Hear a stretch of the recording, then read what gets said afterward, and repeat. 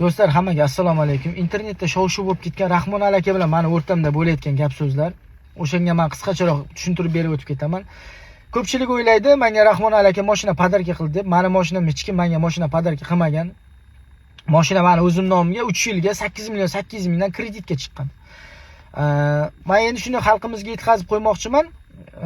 Mashina meni nomimga 3 yilga kreditga chiqqan. Mashinaning tan narxi 17.500, 3 yilga 8 million 800 mingdan chiqqan. Keyin Rahmon aka aytgan, Rahmon aka bilan kelishganimizda nima yordam qilay degan, aka bitta mashina qilib bering deganimga, bo'ldi, bosh to'lovini to'lab beraman degan. Bosh to'lovini to'lab beraman degan. Keyin yana 3 oy, 4 oy to'lab tursangiz, keyingi boyingizni yutsangiz, nasib bo'lsa chiqib kulish beraman, hamma to'lov o'zimga o'tadi degan.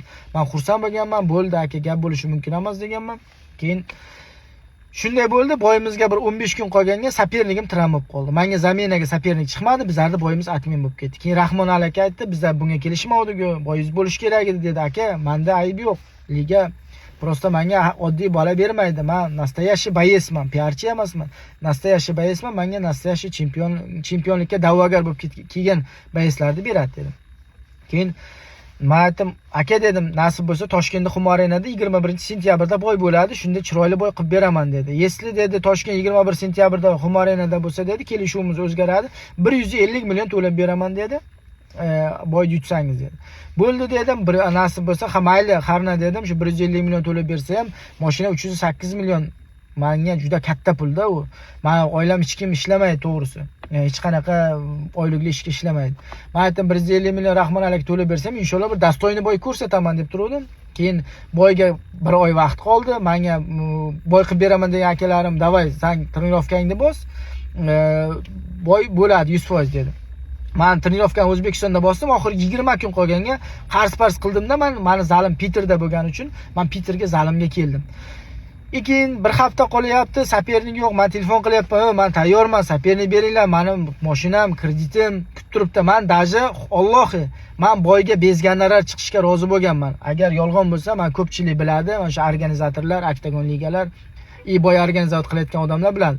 Men boyga bezganlar chiqmoqchi edim, radi kreditni yopish uchun. Men to'g'risi. Keyin menga sapering chiqmadi 21ga. 21ga sapering chiqmadi, keyin Rahmon aka aytdi, "Uka" dedi, "21da sapering chiqmasa kelishuvimiz bekor bo'ladi" dedi. Men aytdim, "Ha, inshaalloh chiqib qolar" dedim. O'shanda bir hafta qoluvdi boyga. Keyin sapering chiqmadi, bizni kelishuvimiz, qarochi, Rahmon aka bo'ldi dedi. Endi o'zing anaqa qilaver, meni ham xarajatlarim ko'p dedi. Keyin qarochi hamma kredit o'zim nomimga qolib ketdi. Yaqinda keyin video qo'ydim. Brekda akalarimiz, "Davay, videoni qo'ygin, seni kim yordam beradi? 8 million 800 mingdan qaytib to'laysan" dedi. Yaqinda bitta video qo'ydim, keyin videom уже tarqalib ketdi butun O'zbekistonga. Ko'pchilik o'ylagan ekan, mashina menga podarka bo'lgan deb. Lekin keyin men xalqqa yetkazib qo'ymoq uchun bu videoni yozyapman. Menga mashina hech qanaqa podarka bo'lmagan. Mashinani hozir 8 million 800 mingdan oylik to'lab yuribman. O'zim Rossiyada kelib ishlayman. Men shu nechta boy urishgan bo'lsam, hammasi stroykada ishlab, men titulni boyga urishganman.